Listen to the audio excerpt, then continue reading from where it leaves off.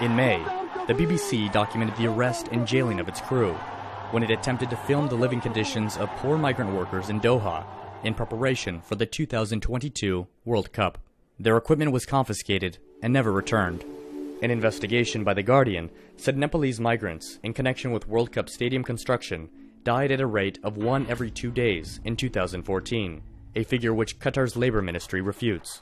Human Rights Watch says many employers impose intimidation tactics, including confiscation of migrants' passports. They're extremely vulnerable, both because of the government's disregard for basic labor protections and, the conduct of employers who act with impunity in that kind of environment. Jeff Tinez, a consultant on ethics and compliance, says these migrants, many of whom come from Nepal, Bangladesh, India, Pakistan, and Sri Lanka, can only be described as slave laborers. I think once the millennials, get hold of this, once you see more traffic on social media, it's going to force the other stakeholders, including the corporate sponsors who put their names and their reputations into play when they sponsor activities like those managed by FIFA, to ask themselves, is this what we should be doing? Is this the best way for us to invest? Jane Buchanan says that in addition to legal obligations by both Qatar and Russia, FIFA has a responsibility to set rules and expectations to protect workers and avoid a repeat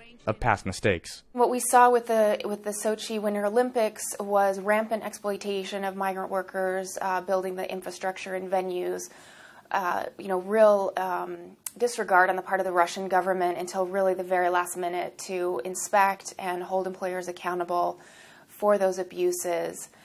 So I think it sent a pretty strong signal that, those kinds of practices are basically tolerated. Russian lawmakers have proposed enlisting prisoners to work on its 2018 FIFA construction sites, a move Buchanan says would place them at extreme risk of forced labor.